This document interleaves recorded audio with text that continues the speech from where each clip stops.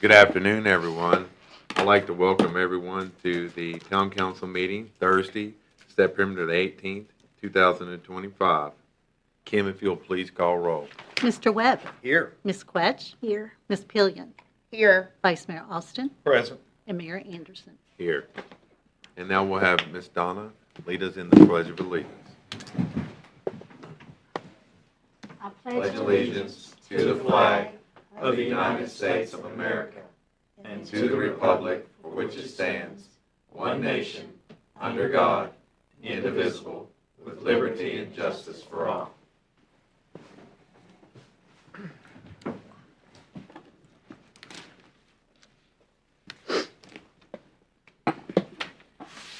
Now, if I could have a council member make an approval of the agenda for tonight, or for today's meeting. I'll make that motion. Do I have a second? Second. Any further discussion? Kim, if you'll please call roll. Mr. Webb. Aye. Ms. Quetch. Aye. Ms. Pillion. Aye. Vice Mayor Austin. Aye. And Mayor Anderson. Aye. We have no one signed up for public comment today, so that's going to move us right down the list to proclamation. We have one proclamation today, and that's going to be the Fire Prevention Week, October 5th through the 11th, 2025 campaign. Charge into fire safety, lithium batteries in your home. And I'm going to ask Councilman Amanda Pillion to read that for us, please. Whereas the town of Abingdon is committed to ensuring the safety and security of all who live in and visit the town. And whereas fire remains a serious public safety concern, both locally and nationally, and the widespread use of lithium-ion batteries in household devices introduces unique fire risks.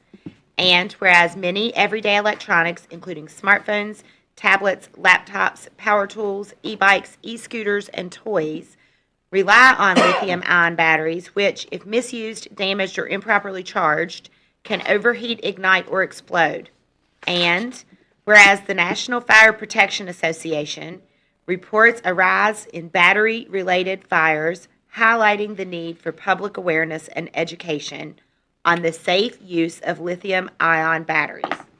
And whereas residents are encouraged to follow 3 key safety practices: purchase only listed and approved products, charge batteries properly, and recycle them responsibly to reduce the risk of fire.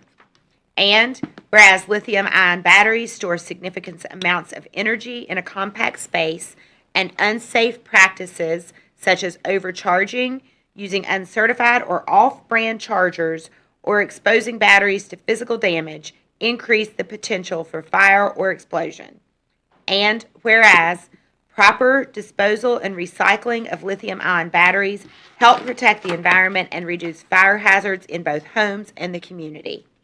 And whereas the Abingdon Fire Department remains dedicated to preventing fires through education, outreach, and safety initiatives. And whereas the 2025 Fire Prevention Week theme, Charge into Fire Safety, Lithium-Ion Batteries in Your Home, underscores the importance of safe battery use, charging, and recycling to reduce the risk of fires in our homes and neighborhoods. Thank you, Amanda. Now I would like to ask Chief Estes and any other firefighters to come forward. Got a little something we'd like to present you all with.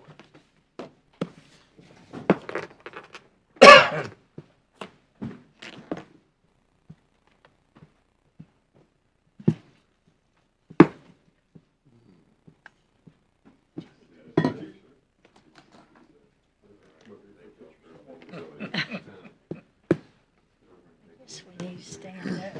No, stand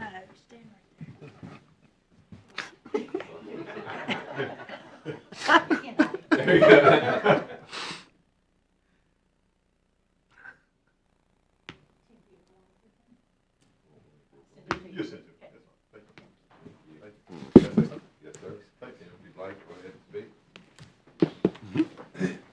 First off, members of council and staff, thank you for this. As you know, I come each year, or someone from the fire department comes each year for Fire Prevention Week. This week's theme is really important. You know, with our Virginia Creeper Trail and the amount of e-bikes that are on our trail, I just want to tell you one thing, how important it is safety. In New York City last year, 38 people lost their lives due to e-bike charging failures. 150 people were injured because of e-bike battery failures. All those came from overcharging.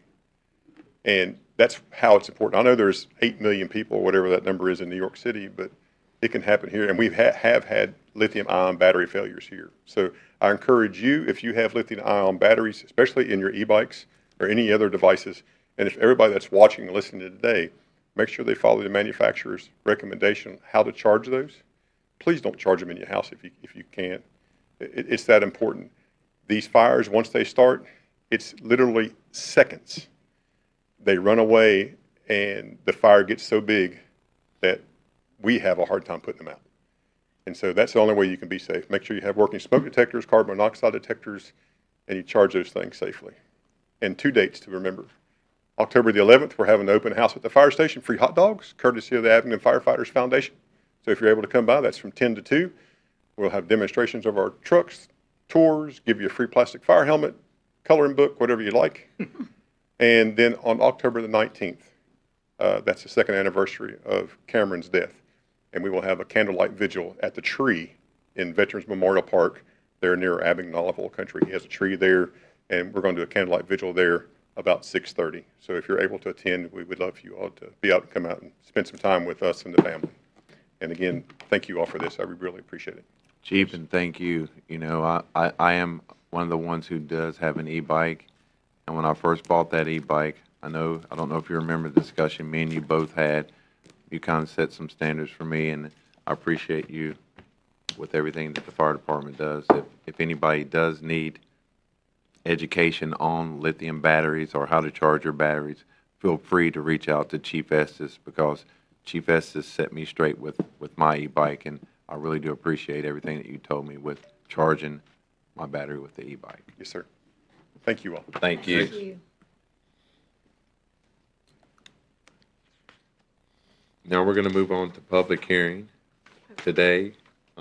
Public hearing regarding the lease agreement between the town and the iGo Technology Incorporated for the installation of a vault length 48 inches by the width 30 inches with a depth of 2 inches to place a GPON, which those who do not know, and I didn't know either, the GPON stands for Gigabit Passive Optical Network Fiber Distributing Cabinet Measuring height 35 inches by 33 inches times 18.5 in depth, located at Munchkin Park, 353 Clark Street, Abingdon, Virginia, on the northeast corner behind the restroom facility along the northeast side of the building.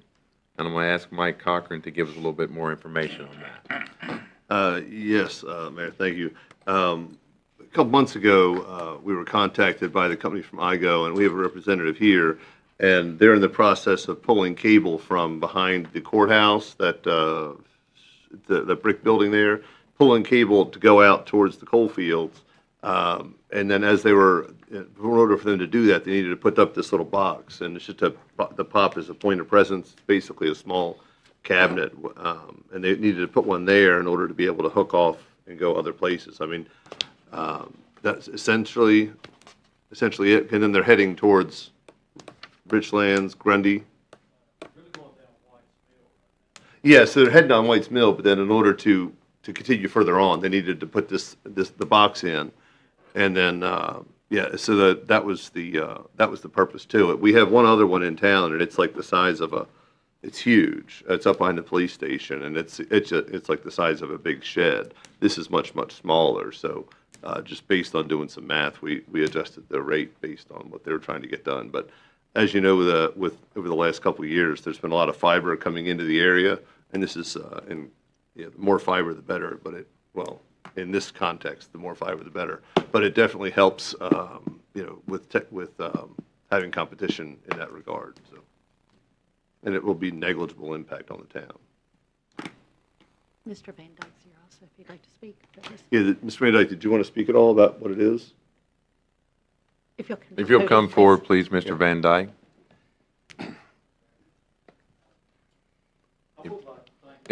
First of all, if you'll state your name and you'll state your address for me, please. Name and what? your name and your address, please. Okay, my name's Steve Van Dyke. I'm the president of IGO. Our address is, our corporate address is 1095 Plaza Drive over in Grundy. Yes, sir. We got an office in Grundy and we got an office in Lebanon.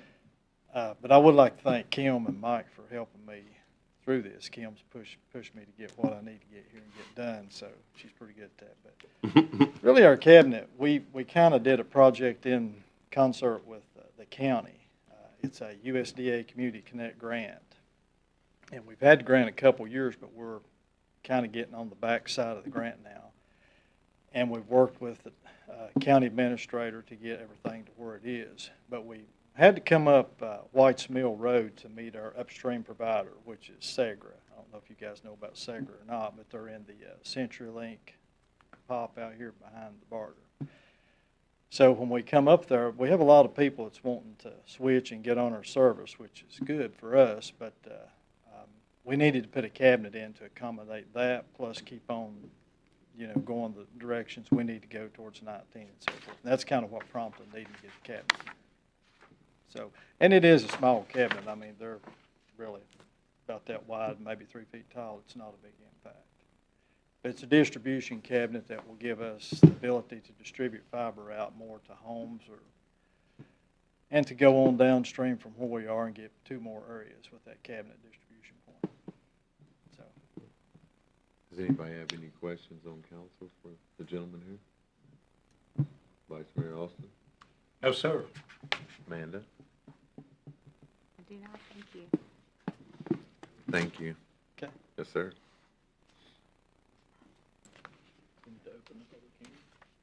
So I would like to open the public hearing to anyone that would like to come speak up on this, if I have anybody that would like to speak up on this.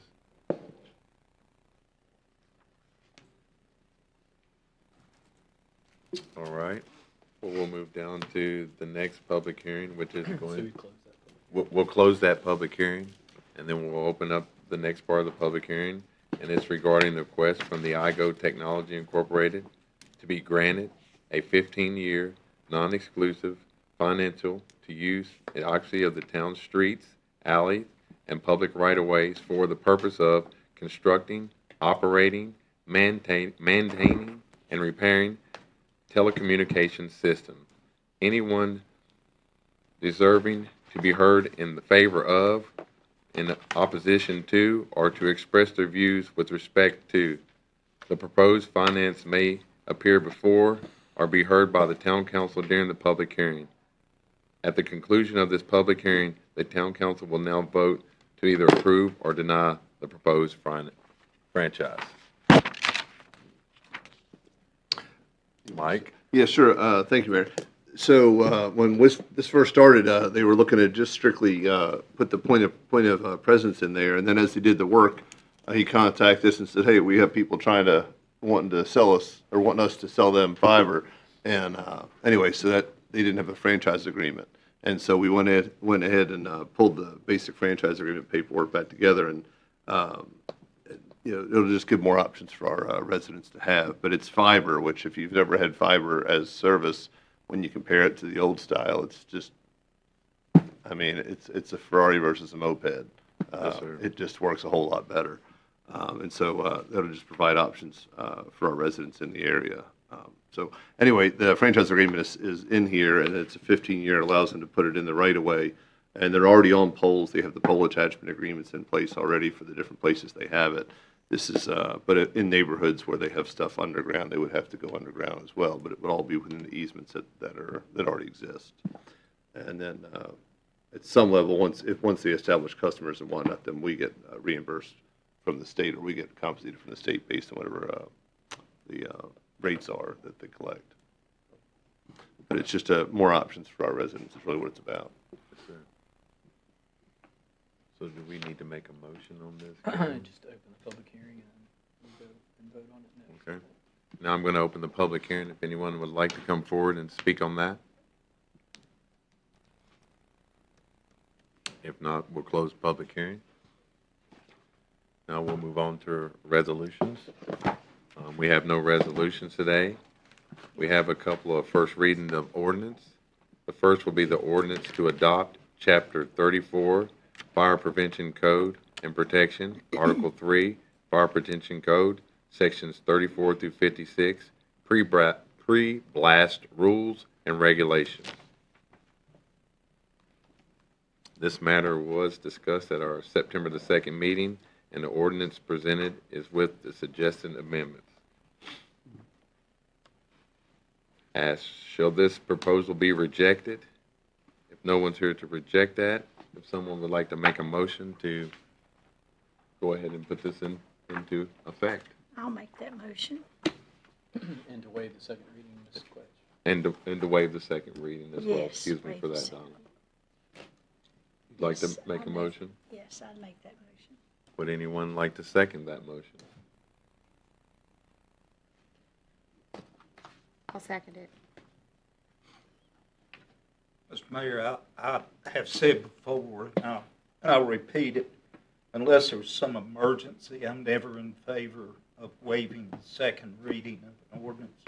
What I think it does is if we pass it on the first reading, it gives the public the opportunity to have good knowledge as to what's in it and to raise any concerns or changes that the public might want to bring to my attention or to each of our attentions. Now, there are times when it's an emergency and we need to waive that second reading, but I don't find that this is one of them. And so for that reason, I would be compelled to vote against the motion because of the waiving of the second reading. So do you think do you all I think don't that, have no problem with that. you think that we should have a? Take back my motion. Can I do that? Yeah. That's fine with me. All right. So we will have a second reading on the ordinance to adopt Chapter 34, Fire Prevention Code and Protection, Article 3, Fire Prevention Code, Section 34 through 56, pre-blast rules and regulations. And just so to be clear, Mayor, I guess you should read the magic language there again. Shall the matter be rejected? And assuming there is no, then it will go forward to second reading. Okay. Shall this proposal be rejected? If no, this will also, excuse me, Cam, if you could say that again. There's no response, then it will move forward to second reading. If there's no response, then we'll move this forward to a second reading. Do we need to call roll on that? No, sir. I don't know why it's written like that. It's just how it's written. Yes, sir. Thank you, Cam.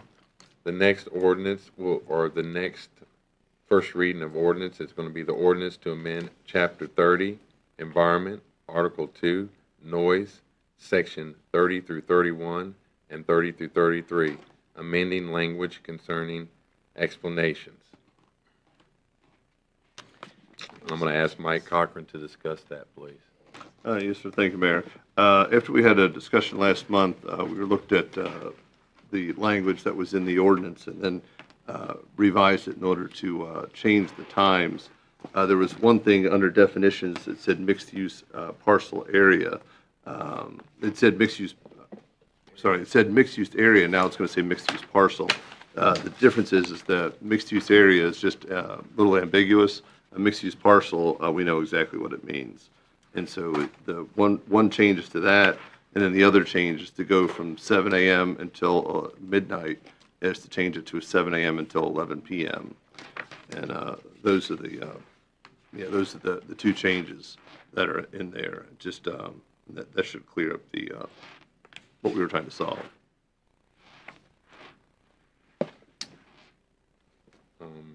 Shall this proposal be rejected? Should we have a second reading on this as well? Yes, We should have a second reading on this as well, too. absolutely. Thank In you. my personal Donna, We'll go on to the second reading. Derek, Amanda. I'm fine with that, yes. So we'll move for a second reading of the ordinance to amend Chapter 30, Environment, Article 2, Noise, Section 30 through 31 and 30 through 33, amending the language concerning explanations.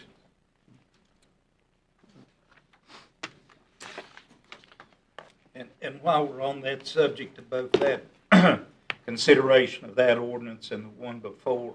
I certainly encourage the public, town residents, to contact and to talk with members of the council and town administration concerning their thoughts on both of these ordinances and whether or not they should pass, and if they should they pass in the way that they're presented currently, or should they be amended in some fashion? And so please contact us and let us know what your thoughts and feelings are. And the next town council meeting is be considered on a second reading.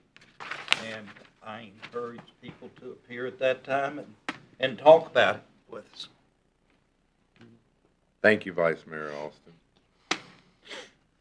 We'll move on to the third, which is going to be an ordinance authorizing and directing the town manager to execute a point of presence lease agreement between the town and IGO Technology Incorporated to install a vault length 48 inches, width 30 inches, and depth 2 inches to place the gigabit passive optical network fiber distributing cabinet measuring height 35 inches, width 33 inches, depth 18.3, located at Munchkin Park, 353 Clark Street, Abingdon, Virginia, on the northeast corner behind the restroom facility along the northeast side of the building. Shall this be proposed? Or rejected, excuse me. I've got my words all mixed up today. It's so much going on. Excuse me for that. You learned GPON. Yeah, that's because I just learned what that meant. Yes, sir. Yes, sir. I do have one question about that one. Yes, sir. Does that put you in any kind of distress if we move to a second reading? Is there a really specific timeline you're working with, or? Okay. Then I'm good with going to second reading. Want the second reading? Yes. So we'll have a second reading on that with the ordinance authorizing and directing the town manager to execute the point of presence to lease agreement between the town and the IGO Technology Incorporated. Thanks. Next on there will be an ordinance granting a franchise agreement between the IGO Technology Incorporated to operate and maintain telecommunication systems in the town of Abingdon.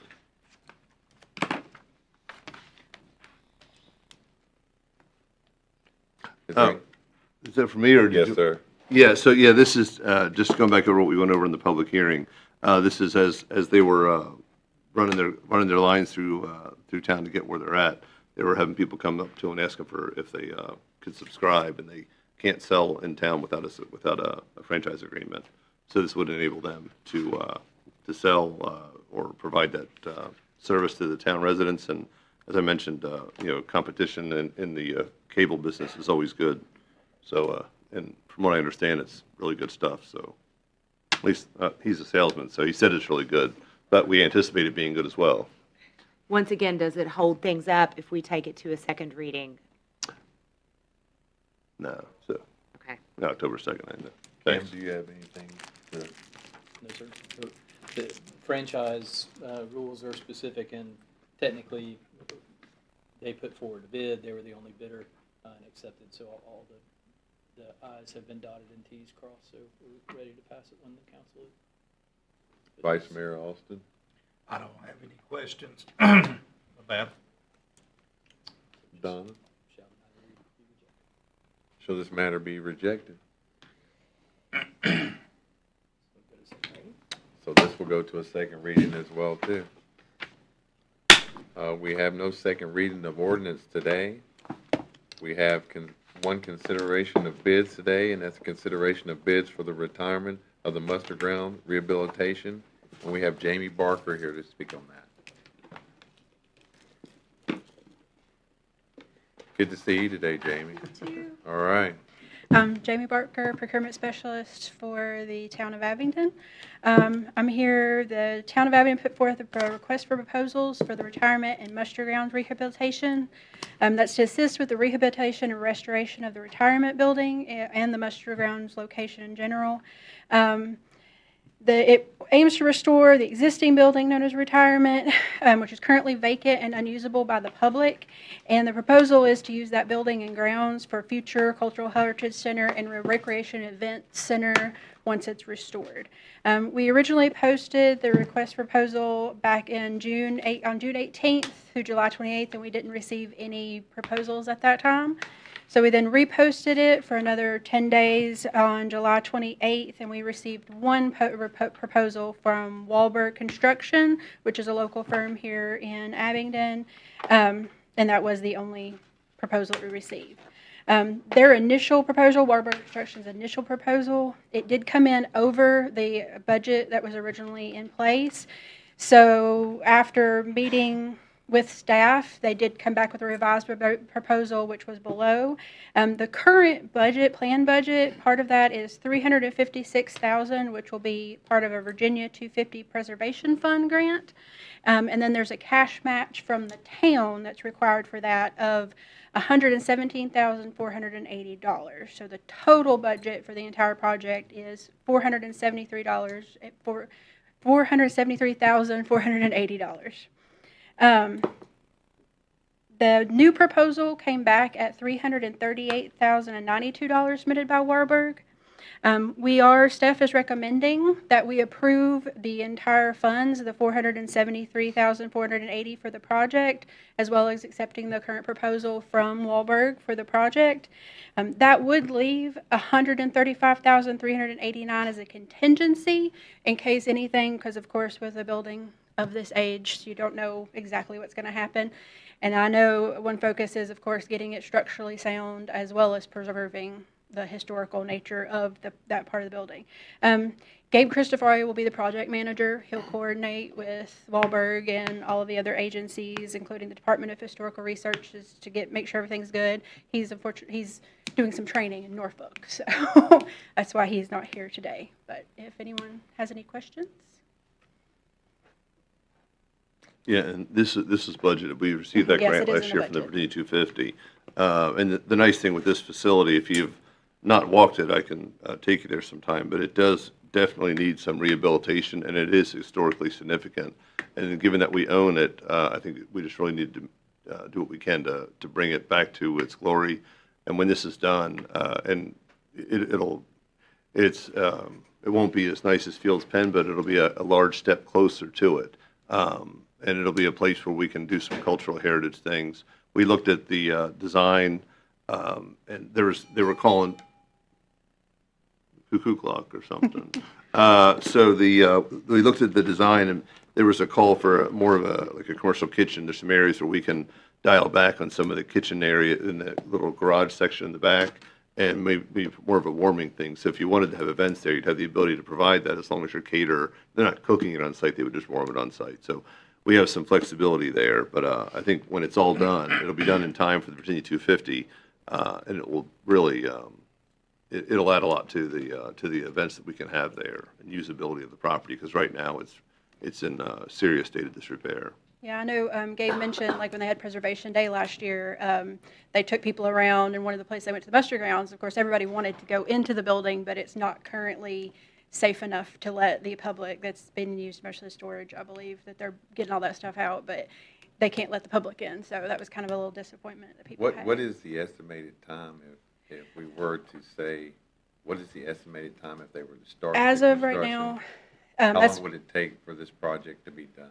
they're hoping to focus first on the outside while we've got the warm weather and to do that. The original, I know the original schedule had them starting at the beginning of September, but unfortunately due to all the circumstances and reposting, that's not going to happen.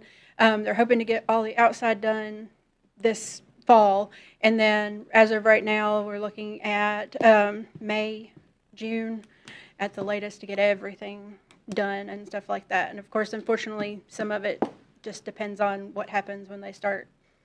You know, they're hoping not to take down too many walls, but they've got, there's knob and tube electricity and all of that they have to take care of. Yeah, that's my only concern about, like once you get into the middle of this project, what's it going to take? Is it going to take more? Is it going to take less? Is the time frame going to be longer than what we expect it to be? Yeah. So if I can, when we put this, the grant application together, we came up with a budget with using Matt Lane as a consultant on that one in order to, he gave it a quick walkthrough and a rough estimate budget. So that's what we used for the basis for the grant. And then subsequent to the bidding process, we met with Wahlberg, and they have added some staff as part of the project managers, because my concern on this whole thing was the timeline, because Yes.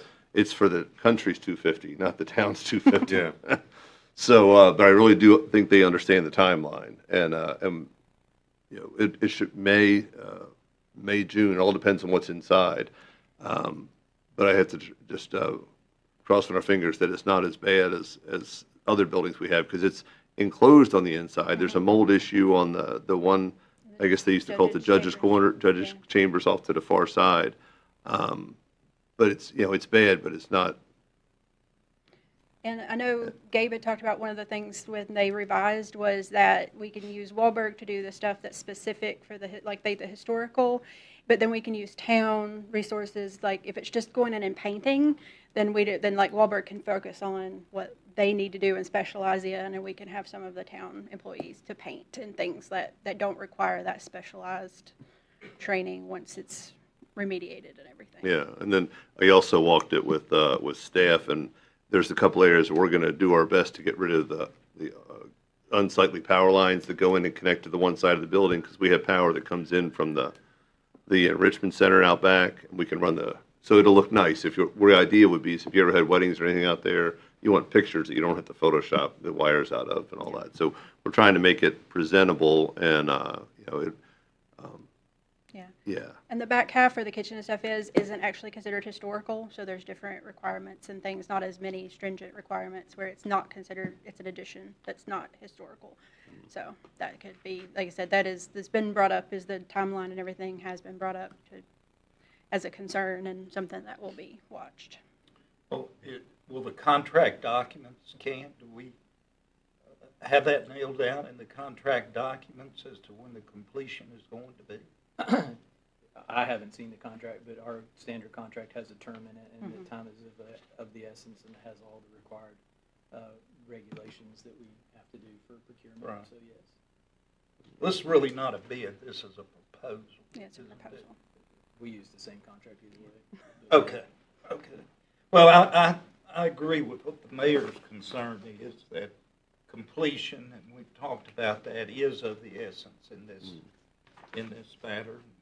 I was looking at the schedule, and it says, as you pointed out, late August 2025 would be the beginning date with phase 1. And then it says March of 2026 final inspection. Now we're already talking about April, May, June dates. Yeah. So it seems like we're going into it with the expectation that it's going to be delayed. And a lot of that, the original proposal was for the original post, when we posted it in June and July, so it's like if we had got that done and then was able to appear before you all, but unfortunately we didn't get any bids the first round, so then we had to push everything back a little bit.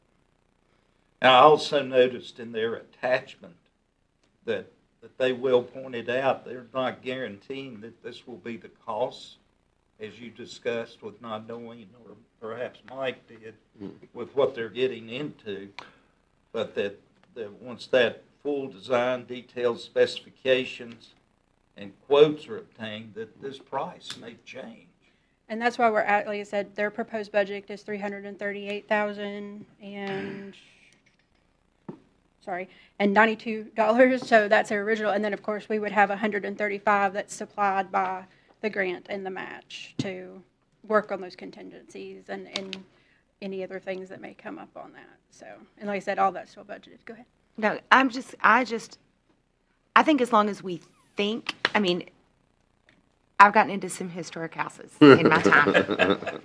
And I know a little bit about how you get in there and you don't really know what you're getting into. But at the same time, if we don't start it, we're not going to finish it. So I think that it's probably prudent for us to go ahead and get going if we want to do it, and understand that we don't know everything. And I think that's the case anytime you remodel anything, Yeah. particularly A 250-year-old house. 250-year-old house with knob and tube wiring. Yeah. And from what I understand, that you have to redo, if you're going to do part of it, you have to do all of it. So for me, the frustration of this asset of the town is that it sits empty and isn't used for anything. And I think I mean, is there a way for us to be updated along the way and let us Sure. know if we're running terribly over budget or terribly behind schedule? Yeah, absolutely. I tend to go out to our projects as they're being done, so yeah, I can certainly keep you updated. I think the important thing is that the people doing the work understand. Oh, we had a pre-meeting. Yeah, Okay. they know. They 'Cause my understand. biggest concern is the timeline. And that they understand along the way that the timeline is really important. And I think beyond that, then we just have to trust the process because there's not a lot we can do about things we just don't know. Yeah. And Gabe has already said he plans on going out there probably weekly and Oh, I'm keeping on sure. top of everything. So, he's very good at keeping everything He like is. that on top of that. So, Yeah, and some of the, like the front porch and all, there's a pretty decent amount of water intrusion and deterioration. And we're at that point where we have to do something, or it's just not, in a couple of years, it won't be an option. But it is a public asset, and we have a large chunk of grant money to help bring it back. Now, I know they spent over $1 million on Fields Pen, but that was also a significantly more challenging thing. So I think that the numbers, based on what we had worked from with Lane's estimates, they're in range. It's just a matter of what they find when they peel back walls. Now, if you've been in there at any time, we were in there not long ago. I mean, there's areas where the walls were already ripped out, or the wallboard was already ripped out. So it's not like it's completely closed up, and it's going to be. They had a pretty good idea what's behind the walls in some of them. So we'll just have to pay attention to it and do the best we can. Could we request monthly updates? Sure. No, yeah, I can. I said I go out just like the sewer projects. I go out when we do these to make sure that it's getting done, and just to see what they're actually doing. But yeah, I can go out and make sure y'all get that. Are monthly updates enough, or would you rather him update us weekly in his weekly report? Well, he normally does anyway. Yeah. No, I'll just keep y'all informed. Okay. Yeah. And if we hit any major roadblocks, I'll also keep you informed. And this might seem like a crazy question. When was the last time anybody done any kind of construction or any kind of work out at the muster grounds inside? Does anybody know that? I'm When not was sure. it? We had a contract issued to do some repointing about 3 months ago. Repointing is when you remove the grout and replace the grout in the brick area. And then when this came through, I don't think they've actually started the work yet because we wanted to get this underway. But it's been a while because I've been here 3 years, coming up on 3.5, and we've not done anything out there. There Yeah, was a water leak back when Jason Boswell still worked here, and they worked on it then, so that's been 6 or 7 years ago, probably. Oh, wow. When the sort of education parts were refurbished, they did some work inside the house, but I think it's been that long since. But I guess to answer all your questions, Ms. Ralston, and everybody, we'll, of course, have contractual rights against the contractor that we can enforce. All that is a contractual right to enforce it, but I think that everybody's going to put pressure, and they understand the pressure they're under. The grant itself has requirements in it, too. So, yeah, I think all the language will be there. I'm sure that everybody's expectation is that they aren't going to start and then pull all their guys off to go somewhere else. which I Yes. think is your concern. Yeah. Been communicated to them. Yeah, most definitely. Does anyone have any other questions? Jamie, thank you for your presentation, your work. Thank you very much. Thank you, Jamie. Yeah, and she's an absolute rock star. Anything we give her, she rocks with. Yeah. So we're just glad to I have her. met Jamie with the historic preservation, I think, when you were doing the notes for the historic preservation. And she's done a great job there, and I think she's doing a great job where she's at now. I see you every morning, taking my kids. I see you're at work on time every morning. I know that. I know that much. Great. So do we have a motion for the consideration of the bids for the retirement of the muster grounds and rehabilitation? I will happily make that motion because it sounds like we need to do it quickly. Do I have a second? Did anyone second that motion? I'll second it. Any further discussion? Kim, if you'll please call roll. Mr. Webb? Aye. Ms. Quetch? aye. Ms. Pillion? Aye. Vice Mayor Austin? Aye. And Mayor Anderson? Aye. We have no new business today. No old business today, which is going to bring us to miscellaneous business and communications from our town manager, Mike Cochran. And he's going to be discussing regarding the Arch Depot preliminary review for the best use of the grant regarding the town's building located at 314 Depot Square, Southwest Abingdon, Virginia. Yeah, if we could, and we have Kim from Karen. Sorry, yeah, no, I don't know why I said Kim. Kim is sitting here and Karen's over there. But all right. So a few months ago, at Karen's request, I met with her board, two of her board members, and they went over their dreams for the Arts Depot itself. And they've had it for 35 years. It's been in 36 now. 36 years. And one of the things they're trying to do is to find funding in order to do some enhancements to the inside. And they've received a grant in order to get a design or architect, whatever done. I can explain it in rough terms, but you want to speak if you could? Go ahead, Karen. Okay, my name is Karen Moore. I live at 16287 Mary Street in Abingdon. I'm the arts administrator at the Depot, and we are here to ask the town for an extended lease for a term of 15 years so that we can embark on these new initiatives. Our organization has been a vital part of this community for 36 years, and we offer a direct experience with working artists, educational opportunities, and fine art galleries, and we've been privileged to partner with the town and have their trust to be the caretakers of the facility for this many years. This evening, we'll be hosting our annual members meeting, and at last year's annual members meeting, we celebrated 35 years of success as a community arts organization, and we spent some time recognizing our legacy and traditions. Tonight, this year, at this year's annual meeting, we celebrate by looking ahead to a bright future with new initiatives and community, and to build community and reach new audiences.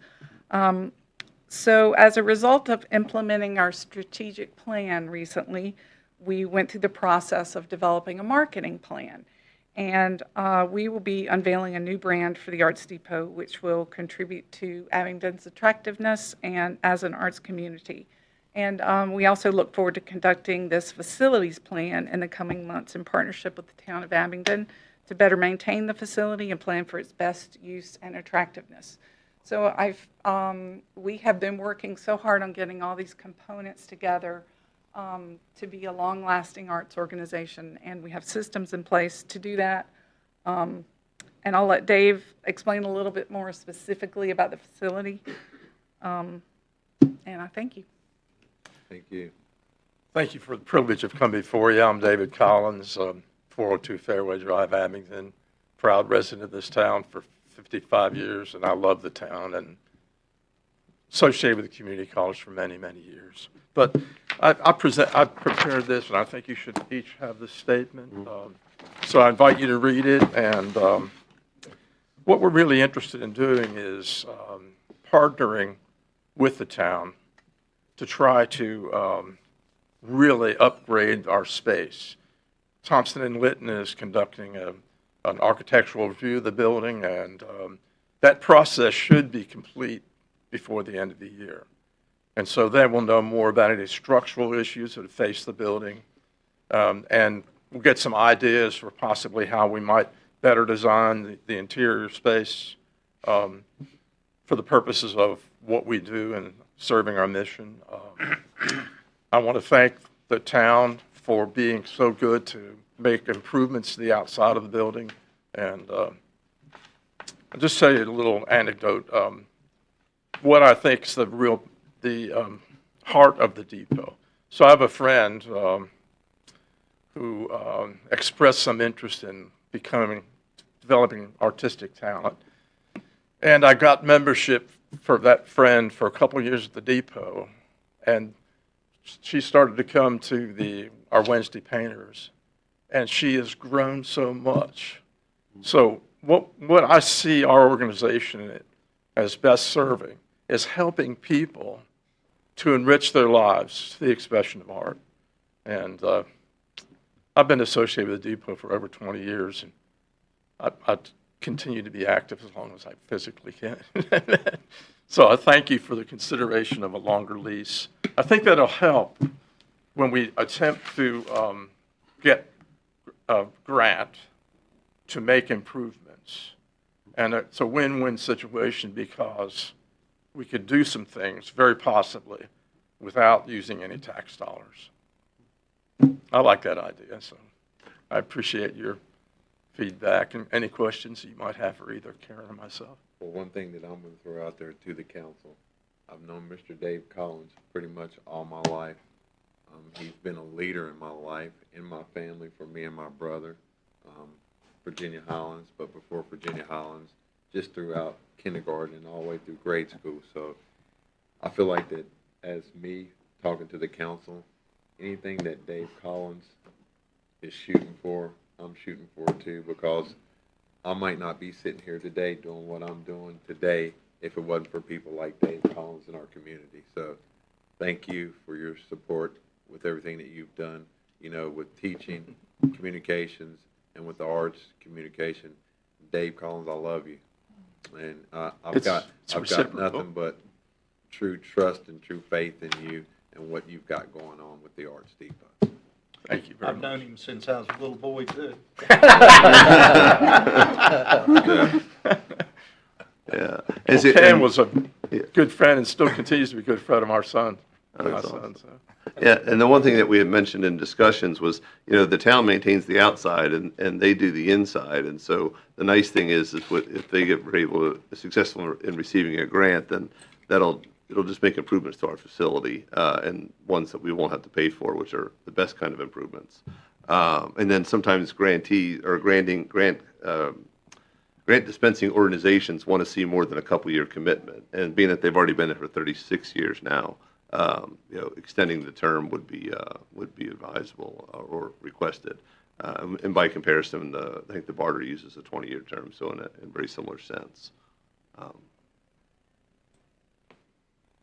Does anyone else on council have any questions or anything for? Thank you for what you do. Yeah, appreciate it. So since it's a lease, we'll have to have a public hearing, but we can put something together for you guys to review and put it on an agenda if everybody's in favor of that. Yes, sir. Absolutely. I'm in favor of that. I don't know. Yes. Yep. Do we need to make a motion of that, Cam, or anything? Just move it forward if there's a consensus. I'd like to go ahead and move this forward, if that's okay. And so, and you're the house with all the Christmas tree lights in the woods? Yes, sir. Oh, yeah, I see his car every day when he leaves, but I never realized who you were. I live on Fairway as well, so. Oh, cool. Yeah, yeah. So, Get to know He this knows guy, what kind Dave. of Get car to he- know this guy, Dave. Keep an eye but on he's him. got during the Christmas season, he's got all the Christmas trees lit up through the woods. It looks awesome. Did Yeah. I request a grant to help fund the? Yeah, that's awesome. Yeah. Thank you. Thank you all. guys. Thank you all. Appreciate it. Thank you all for coming. Thank you. Mr. Mayor, I just have one tiny add-on to that. There was, and our fire chief's here, there's, everybody loves sirens, some more than others. But with the rules that are in place, it's just a tough thing with sirens. But the rescue squad, they operate on a much thinner budget than a lot of places. The rescue squad has 8 ambulances that they have to go through. Recently, the Virginia DOT finished the signal prioritization machinery that they had, or electronics that they put on our signals. So if you notice, when the fire or when the ambulance goes through and they get to the intersection, they have to stop, and then wait a couple seconds, clear the intersection and whatnot. It's loud and it takes a little bit longer. So with this device that they're now able to give them signal preemption, and it gives them a green light as they approach the intersection, which we cross our fingers should result in shorter wait times, if any, at the red lights, which may reduce the amount of sirens. You use one, right? And it works? You want to? Yeah. So these are things that they've been rolling out. It's frankly surprising they've rolled them out this far, because it's not a cheap system to put in place, but it really is neat. So you want to explain what it does? And you're right about him. I had him too. Yes, So, sir. I knew him since I was a kid too. Yes, sir. So the traffic preemptive devices that they've installed most all of our traffic signals have those. We call them Opticom because that was the original version. So I'll use the word Opticom because that's what I'm used to. They use a device. This is a strobe light that just flashes a white light at a certain frequency and a certain rate. And what happens is, if you look next time you drive through an intersection, look up and you'll see looks like 2 little light bulbs on top. When we go through, it changes for us, and the light will light up white. let us know that it will change to green. And then we have the green light and everybody else has the red light. So we don't have to stop. It does increase our ability to get through town more quickly because it reduces response time. These vary in price from $1,800 a piece to $200 a piece. I just bought all mine, and we're installing all of our fire trucks at the What station was the now. price of that one you had? 200. It's $205. Can you pass that around and let council maybe look at that? I want to see what this tool Oh, works yeah, with. Yeah. I gotta put my hands on it. And you can't buy it because you have to submit that you are a public safety entity in order to purchase it. They just don't sell it to anybody. So I did that. So, but it will, as you come up to an intersection and the light is red, it will change the light to green for you. And only you, and everybody else turns red. Computers are great in the way they do that. Do you So hit a button or something? Is we it- have it. We switch. They're all switched. They're all switched. Yeah, we're putting switches on all of ours just because we don't want it running all the time. If we're running somewhere that doesn't have that, we don't want to hear it makes a noise and it's white flash and it's distracting. I got you. But yeah, the request would be is that if we could maybe use, you don't want, come on. No, they were not Right. going to me. either, So, don't be doing anyway, yeah, and I can tell you, we had these in Florida 20 years ago, and someone had bought an Opticon off of eBay, and it took them about 3 months to catch them, but they did. It was a different era, but they have very sophisticated systems because it trips and they can tell they can tell when it's being used. So anyway, but what I was wondering is if the council would entertain, it's not a budgeted item, but if we could use a council contingency to buy these for the rescue squad, it'd be $1,655.40. I think it's a great idea. I think it's a great idea too. All right, thanks. So, all right. Okay. Does it need anything in Do we need particular? to, do we need to make a motion, Cam? or, Yeah, I think that would be good. I'll make that motion. Do I have a Second. second? Any further discussion? Can I say something before you vote? Yes, sir. Excuse me, You Chief. already won. Sit down. I know. So I was going to say, I talked to the captain of the rescue squad, and they did not have the budget to buy these. And so this is great that the town's able to do this for them because they provide our EMS in town, and they are super, super busy. As you know, most of the sirens are them, not me. So my sirens sound better than theirs. But we do appreciate that. I know they will too. And when you approve that, I'll work with Mr. Cochran. We'll get these for them. And if we have to help them get them installed, we'll help them get them installed as well. So thank you. Thank you you, for Chief that. Estes. Thank you, Chief. And then the last thing was, Wait, I need a vote. oh, I'm sorry. What was that? She's got Oh, sorry. Mr. Wett, Aye. Ms. Quetch, Aye. Ms. Pillion, Aye. Vice Mayor Austin. Aye. And Mayor Anderson. Aye. All right, thanks. Sorry about that. Last thing was the playground. If any of y'all want to see what labor looks like, we have it live streamed right now as the playground build. I can tell you, manual labor is not my forte, although I have a lot of experience in it now. And I can tell you that even with gloves on, you still get blisters. But that said, we had a huge turnout last weekend. There's still some work going on in order to finish it up. But, we have for a small community, we had an amazing amount of volunteers come out. And, we had, 3 generations there. Quite a few people were there that had helped build it with their kids and then their grandkids. And it really was amazing. So we had a lot of people out there and even physicians from the hospital. There's about 8 of them out there. And they were doing the same thing I was, which is just using a metal rod to pound dirt into a hole, which, it requires a lot of medical training to do that. But that said, it was really nice to see. It was all hands on deck, and there was a lot of people out there. And so it is coming really quickly. The kids are excited. The Neff Center has been doing some work for us, and it's given them some work to actually do. They're making 4,000 pieces of something for us, but it's a lot of detail work. But that said, it is coming along really, really well. It's not quite done, but town staff, if you have noticed less town staff on the street right now, it's because they're there finishing that work. But it's going to be tremendous. And if you ever get a chance to go by Blacksburg, their community center, when we were trying to do this, we went and looked at theirs, and theirs, because they allowed the company to do the site work and the build, theirs is over $1 million.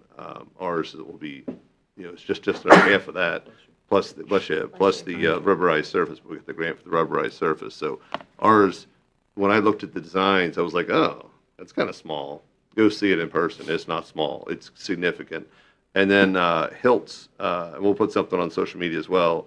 The fellow who owns the wrecker service. Board wine. Yeah, Mr. Boardwalk. Boardwalk. Yeah, super nice fellow. He came out on Sunday, rearranged his Sunday schedule, volunteered the use of his crane, and put 3 of the roof structures up for us. And just a community-oriented fellow. And I asked him why he's doing it, and he's like, it's for the kids. And so I just want to say thanks. If you ever need a tow, but no, we do want to say thanks because it really is amazing to have folks like that in the community that are that helpful. So, but it will be amazing when it's done. So we're looking forward to that.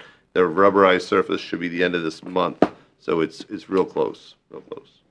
One thing I'm going to echo the town manager, Mike Cochran, and say I was there over the weekend. The support of volunteers, skilled volunteers, unskilled volunteers, kids, just the outpour of everyone being there. I don't want to just say the people that I seen there because over the week and throughout the weekend, I feel like there was several people there, and I don't want to say one person's name without leaving everyone else out, but I just want to say thank you to this community for everyone that came out and they're still out right now volunteering their time and their effort to put work in at the Harry Coombs Rec Center for the playground. Thank you all so much. I will go pass that on to, we'll start with Amanda first, if you have any comments or anything that you want to. I do not, I'm good. Derek Webb, I'm good. Miss Donna, I'm good. Had fun at serving at Feeding Southwest Virginia with Derek and the other elected officials. We had a lot of fun. it was Dwayne, not Derek. Dwayne, Come I'm on, sorry. Donna. She got that from me. She, Yeah. yeah. Hey, it's just one of those days because Sorry. I've been confused. Days are confused too. It's the weather. Vice Mayor Austin, do you have anything that you would like to comment on? Attended a meeting last night with the Veterans Advisory Board. They're planning the Veterans Day program for November 11th. It's a Tuesday at 11 o'clock. Have a keynote speaker, Walter Jenny, will be there. And so I encourage everyone to come out to that. It's always very informative and a good opportunity to pay respect to those in respect is due. And the power lines will be down by then. All right. Thank you. Thank you on that, Mike Cochran. I know me and Vice Mayor Austin both were on that board, and that's something that we would look forward to that happening. That'll happen. And I have reached out to Dr. Perigin. We are trying to, with the Veterans Day, we are trying to incorporate kids in this as well.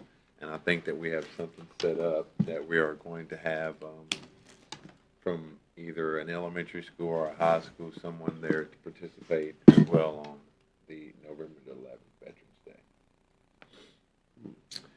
All right. If nothing else is said, I will call this meeting adjourned. Look at that.